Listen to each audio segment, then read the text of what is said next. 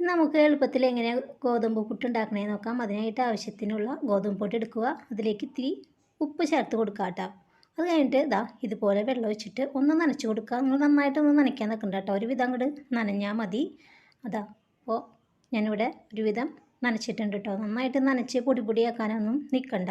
ഇനി നമുക്ക് ഈ മാവ് ജാറിലേക്ക് മാറ്റി കൊടുക്കാം കേട്ടോ. ഇത് ജാറിലേക്ക് ഞാൻ മാറ്റി കൊടുത്തിട്ടുണ്ട്. നമുക്കിതിൻ്റെ മീതെ സാധാ ഗോതമ്പ് പൊടി ഒന്ന് വിതറാം കേട്ടോ. ഇതുപോലെ ഒന്ന് ഇട്ട് കൊടുക്കാം. എന്നിട്ട് നമുക്ക് 1-2 വട്ടം കറക്കിയെടുക്കാം മിക്സിയിൽ. അപ്പോൾ ഇതുപോലെ നല്ല പൊടി പൊടിയായിട്ട് കിട്ടും. ഇനി ഇതിലും പൊടി പൊടിയായിട്ട് വേണമെന്നുണ്ടെങ്കിൽ നിങ്ങൾക്ക് ഗോതമ്പ് പൊടിയുടെ അളവ് കൂട്ടിയാൽ മതി.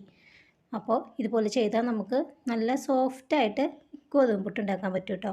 അപ്പോൾ ഗോതമ്പ് പുട്ട് ഇവിടെ ഉണ്ടായിട്ടുണ്ട്. നല്ല സോഫ്റ്റായിട്ടുണ്ട്. കണ്ടോ, നല്ല സോഫ്റ്റ് പുട്ടാണ്. അപ്പോൾ എല്ലാവരും ഇതുപോലെ ഒന്ന് ചെയ്ത് നോക്കൂ കേട്ടോ. വീഡിയോ ഇഷ്ടപ്പെട്ടാൽ ഒന്ന് ലൈക്ക് ചെയ്യൂ. Thanks for watching.